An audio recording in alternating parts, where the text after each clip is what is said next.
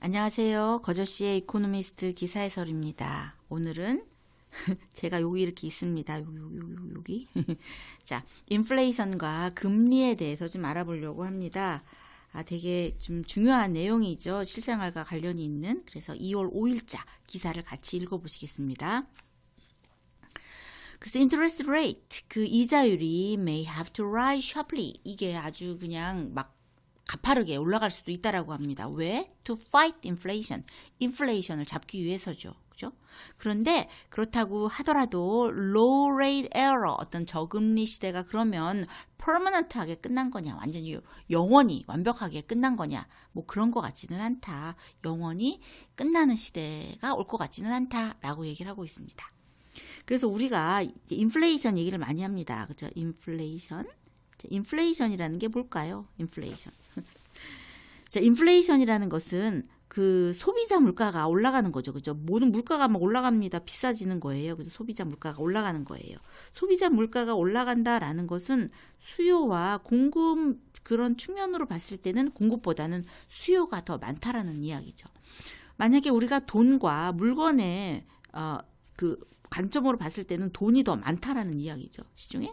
이런 걸 이제 유동성이 되게 많다. 유동성이라고 얘기를 하는데, 이제 유동성이 많아졌습니다. 유동성이 많아진 이유 중에 하나가 우리가 그 팬데믹 때문에 스티뮬러스, 그죠? 경기 부양책을 되게 많이 썼잖아요. 그래서 지금 시중에 이제 돈이 너무 많아서 이제 인플레이션이 아주 걱정입니다. 그럼 이 인플레이션을 해결을 하려면 시중에 있는 돈들을 빨아들여야 됩니다. 어떻게? 금리를 올려서 이 돈들을 빨아들여야 되는 거죠. 그러면 금리가 이제 시중에 있는 돈들을 빨아들이면 이제 이것도 해결이 되고 그러면서 이제 소비자 물가를 잡으면서 인플레이션이 해결이 되는 건데, 그렇다면 금리를 어느 정도까지 올려야 되나?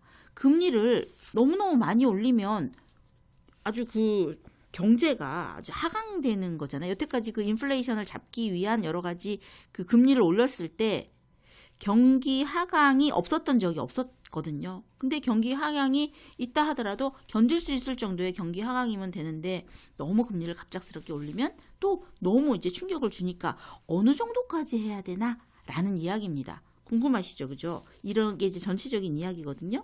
그래서 금리 같은 경우도 우리가 이제 돈을 이제 뭐 세이브 합니다. 은행에다. 그 다음에 은행에서 이제 돈을 투자를 하거나 대출을 하는 거죠. 그죠? 대출을 해줍니다. 이렇게 돈이 들어오고 돈이 나가고 이런 것에 아주 가장 밸런스, 균형이 잘 맞아 있는 상황을 이제 자연이자율이라고 하는데요. 자연이자율.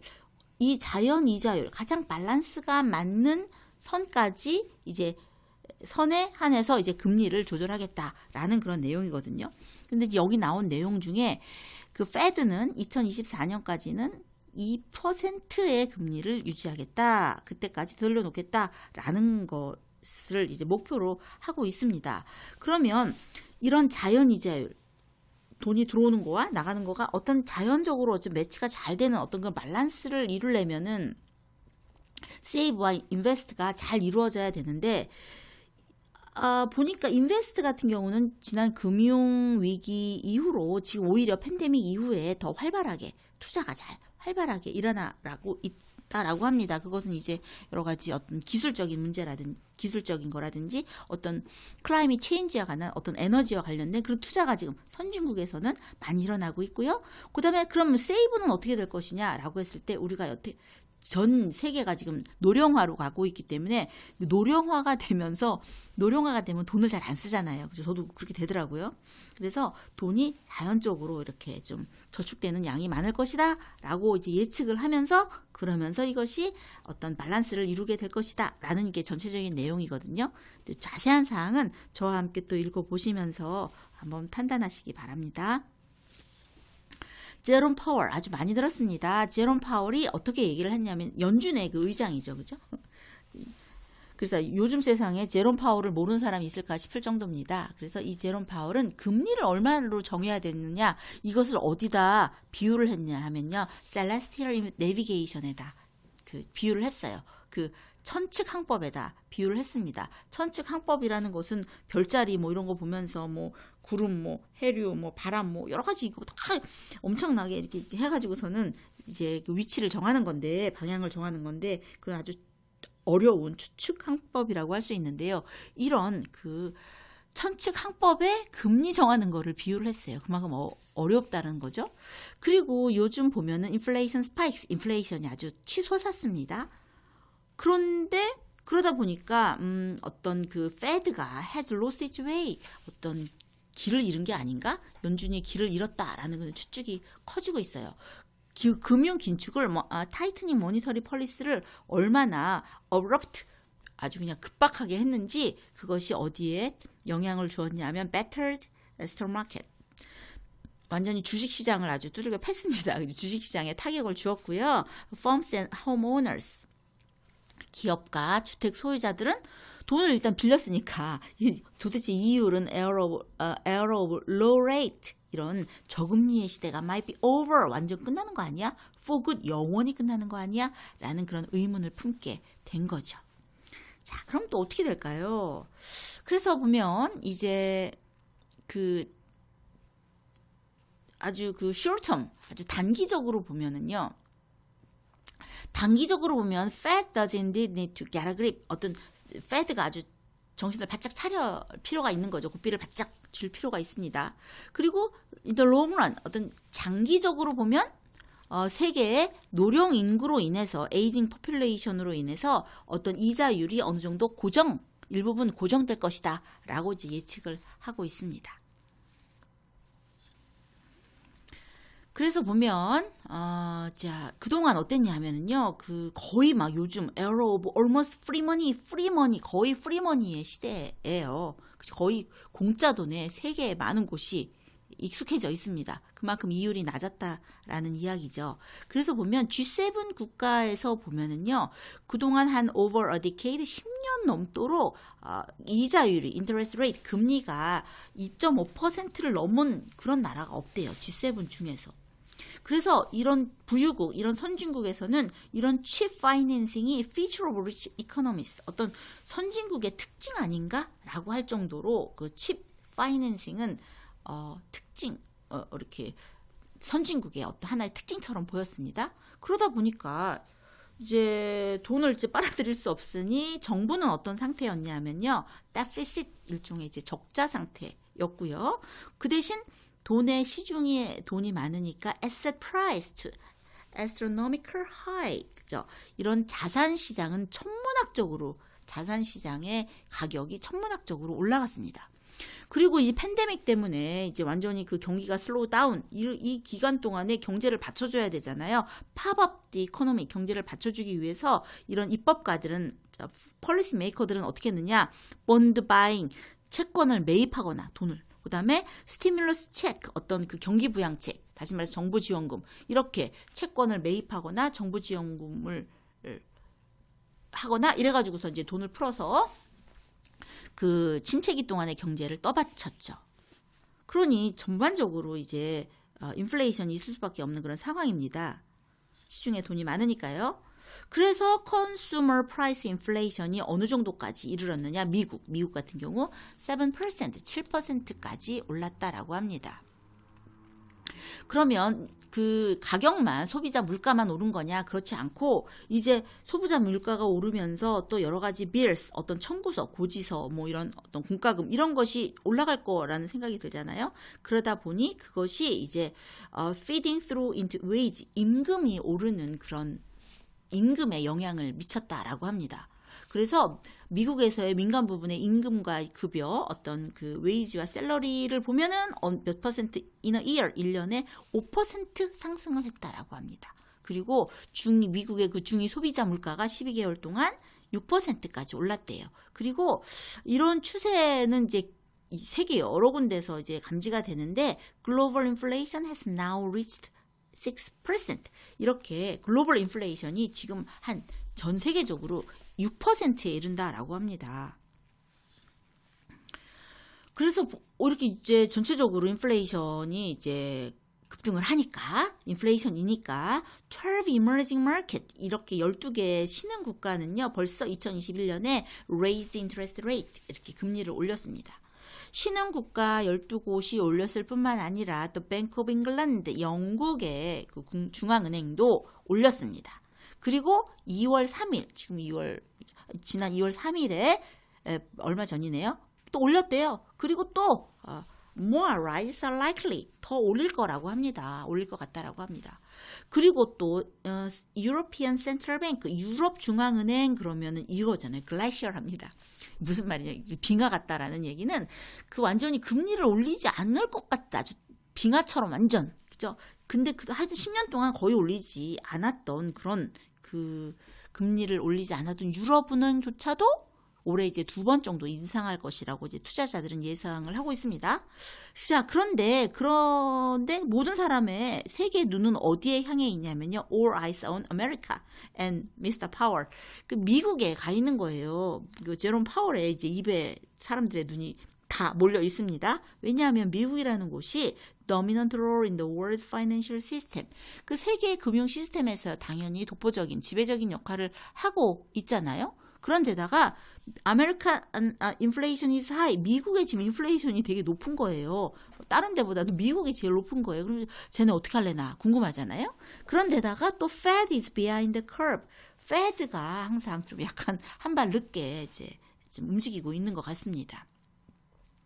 그래서 미국 연준은 페드 같은 경우는요, 그동안에 그 금리를 어느 정도로 유지를 했냐 하면요, 0%에서 0.25%예요. 와, 엄청나네. 그죠? 프리머니라고 할 수 있네요. 그죠? 그래서 그동안 막 채권을 사들이거나 아니면은 금리를 막 0%, 거의 0%, 0.25%를 유지하면서 이미 경기가 뜨거웠는데 그런 뜨거워진 경기를 계속 서포팅, 부양을 스티뮬레이팅 했다라고 합니다.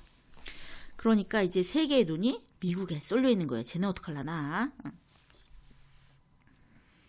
그래서 이제 페드의 목표는 이거예요. 페드는 2024년까지는 2%를 유지하겠다. 금리를 2%대로 되돌려 놓을 계획이라고 얘기하고 있습니다. 근데 2%라는 것은 그러면 경기 부양이냐? 그것도 아니고 경기 후퇴냐 홀디 백이냐 이것도 아닌 가장 그 뉴트럴 레벨인 거예요. 아주 그냥 그 중립적인 수준, 자연 이자율 이렇게 얘기를 하는데 아주 자연 이자율의 그런 수준, 그것에 크게 벗어나지 않는 그런 2%대로 돌려놓을 것이다 라고 얘기하고 있습니다.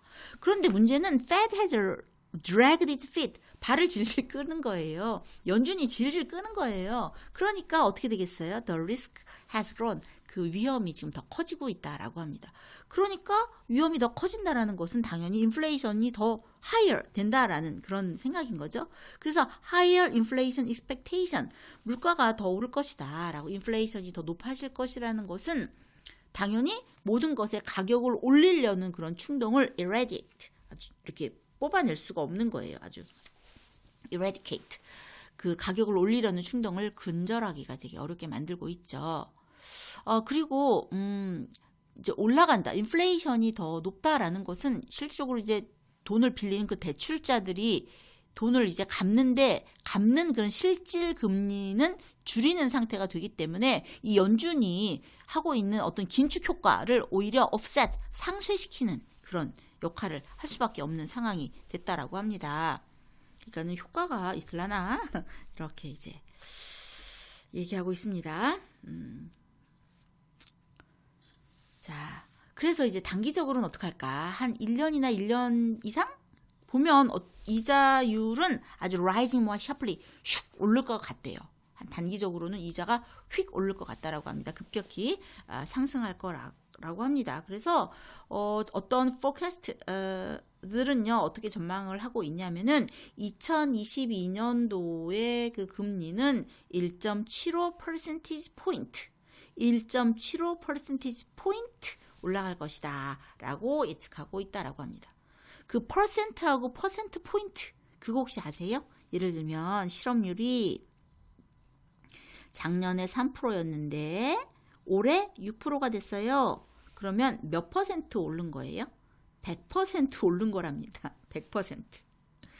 그런데 이거를 어떻게 말할 수 있냐 하면은 이거는 3%에서 6%가 됐다라는 것은 3% 포인트, 3% 포인트 이렇게 3% 포인트 올랐다라고 얘기를 하는 거예요.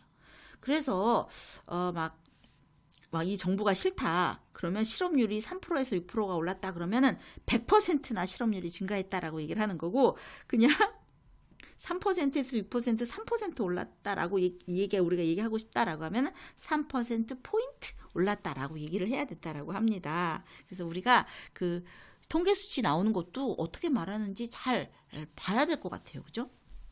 그래서 어쨌거나 2022년도에 1.75% 포인트 오른다라고 이제 예상하고 있다라고 합니다. 혹은 0%, 0.25%에서 1.75% 오르는 건 많이 오르는 거긴 하죠. 그죠? 옛날에 막 5% 이런 때도 되게 있었는데. 자, 그러면 이제 롱런, in the long run. 그죠? 장기적으로는 어떨까 한번 보실까요? 장기적으로 보면은 파월 의장의 입을 봐야 되냐? 그것보다는 장기적으로 보면 이 경제를 움직이는, 경제를 드라이빙하는 그런 힘, 도대체 경제를 움직이는 힘이 뭘까? 이거를 먼저 살펴봐야 된다라는 거죠. 경제를 움직이는 힘은 일종의 머니터리 폴리시인데요. 머니터리 폴리시 통화 정책은 뭐와 뭐를 가지고 하는 거냐면요, 이거예요. 그죠? 아까도 말했듯이, 그죠? 세이브.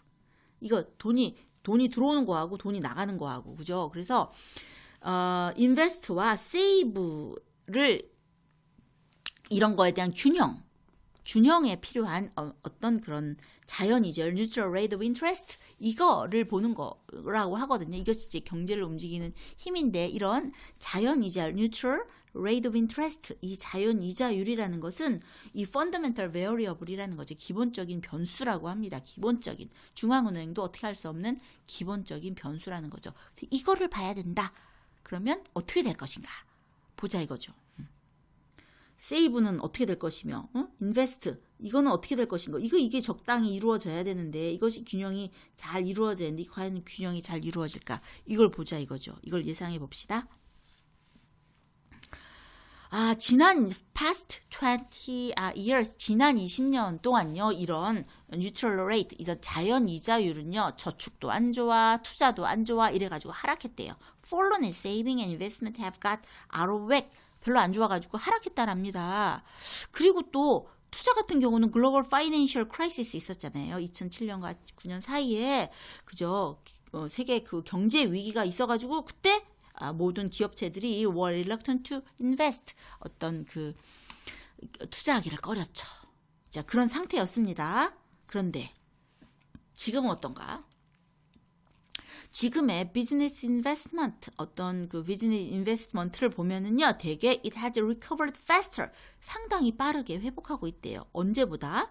Financial crisis, 어떤 그 경제 위기, 옛날에 금융 위기가 있었던 그때보다 팬데믹 이후인 지금이 더 recovered faster, 더 빨리 회복하고 있다라고 합니다. 그것은 뭐 때문일까요? 팬데믹 스티뮬러스, 그죠? 이런 그 팬데믹 그 경기 부양 때문에 아주 더 빨리 회복을 하고 있다라고 합니다. 뿐만 아니라 이 테크놀로지컬 프로그레스, 우리 지난번에 우리 막 빅5 그룹도 했었잖아요. 빅5, 그죠? 그 기업에 대한 테크놀로지컬 프로그레스, 어떤 기술적인 발전, 완전 낙관적인 시각이 있잖아요. 그죠? 이런 낙관적인 시각이 반영이 되어서 기술적인 그 투자가 많이 이루어지고 있다랍니다. 그래서 막 뭔가 혁신하면서 인터렉츄얼 프로퍼티, 어떤 지적 재산에 대해서 막 돈을 팍팍 쓰도록 지금 막 하고 있잖아요. 그리고 또 청정 에너지, 요즘 또 지난번에 우리 또 에너지도 했잖아요. 그죠? 에너지, 그죠?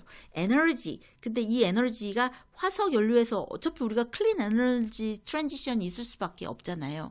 탄소세도 있고, 우리 탄소세 공부도 했습니다. 그죠? 그거 알았으면 R200 이런 거 다 알아들었을 텐데, 이렇게 청정 에너지로의 그 전환, 이것이 부유국에서 그 선진국에서 GDP의 60% 정도의 투자 수요를 만들고 있대요. 그래서 이 청정 에너지로의 그 트랜지션, 이거에 대한 투자, 이것 때문에 이런 테크노 옵티미즘과 그 다음에 이런 기후 변화에 대한 파이팅, 기후 변화에 대한 어떤 대처를 진지하게 해야겠다라는 것 때문에 인베스트먼트가요, is likely to be stronger in the 2020s. 2020년대에는 투자가 훨씬 더 강해질 것이다 라고 예측을 하고 있습니다. 언제보다? 2010년도보다 그렇다라고 합니다. 자, 그러면 이제 투자는 잘 될 것 같다라고 얘기하고 있으니 투자는 잘 될 것 같다라고 합니다. 투자. 그러면 여기 어디? 요걸 볼까요? 저축. 이거 저축. 돈이 들어와야 되는데 이건 어떨라나 라고 봤을 때 이것도 unlikely to weaken, 그렇게 약할 것 같지 않다.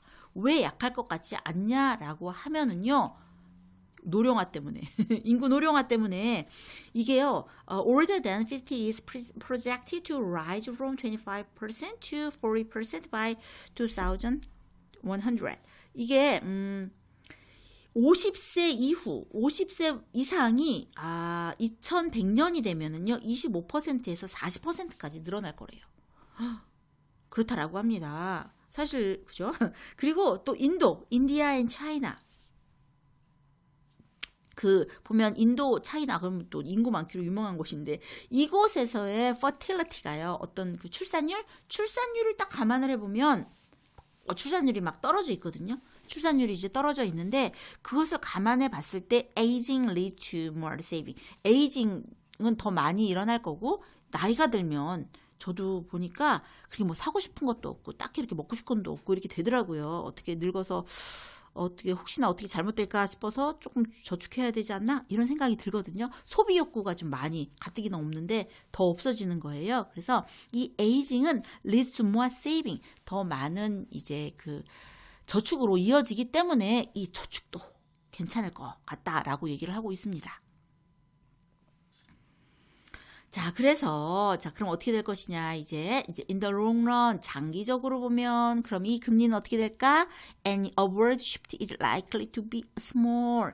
어떤 그 금리가 상승되는 것이 상승이 있더라도 그 폭은 small, 작을 것 같다라고 얘기를 하고 있습니다. 그리고 금리 오르는 것이 작다라는 것은, 금리가 많이 오르지 않다라는 것은 인베스트먼트가 잘 된 어떤 투자적인 측면에서는 웰컴, 환영할 만한 일이지요.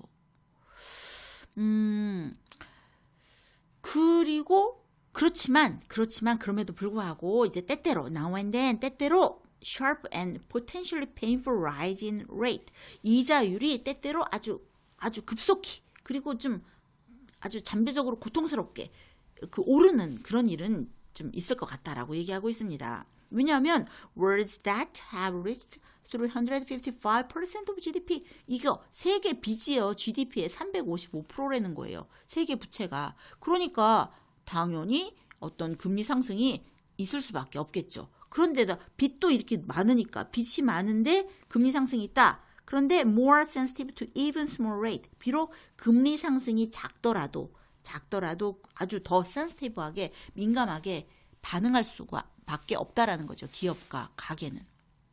그리고 여태까지 봤을 때 there are few examples of central banks taming inflation without the economy suffering a recession. 그 여태까지 중앙은행이 그 인플레이션을 테이밍, 길들일 때 인플레이션을 잡으려고 했을 때 항상 이런 일은 있었다라는 거예요. economy suffering a recession. 어떤 경기 침체, 고통이 반드시 있었다라고 합니다. 그러니까 인플레이션을 잡으려면 경기 침체라는 고통이 없을 수밖에 없다라는 거죠. 그래서 fighting inflation put the world in a slump. 어떤 인플레이션을 잡기 위해서 인플레이션과 싸우는 것으로 인해서 이 세계가 슬럼프에 빠질 수 있는 가능성이 있다라는 거죠. 그러니까 어느 정도 이제 고통은 있을 것이다라고 예상을 하고 있습니다. 그래서 만약에 그렇다면 금리가 어느 날 푹 떨어질 거라는 거, 떨어질 수 있다라는 것은 일종의 only some consolation, 일종의 어떤 약간의 위안에 불과할 것이다라고 얘기를 하고 있습니다. 자, 이렇게 인플레이션과 그 금리에 대해서 우리가 전망한 것을 저희가 읽어봤습니다. 되게 실생활에 좀 필요한 내용이기도 했습니다. 자, 저와 함께 공부하시느라고 고생하셨습니다. 제가 일부러 한번 얼굴을 안 내봤습니다. 얼굴을 안 하고 하면 저는 되게 편한데 또 들으시는 분은 그래도 좀 뭐가 왔다 갔다 하는 게 좀 있는 게 나을 것 같기도 하긴 한데 그래도 한번 해봤습니다. 자, 저가 여기 이렇게 눈을 똑바로 뜨고 있습니다. 자, 이 기사를 아직 올려놓진 않았는데요. 자, 크리스 앤수 네이버에 이제 올려놓겠습니다. 들어가셔서 좀 더 자세하게 읽어보시면 내용이 더 빠르게 올 것 같습니다. 자, 저와 함께 공부하시느라고 수고하셨습니다. 다음에 다른 기사로 또 한번 같이 공부를 해보시죠.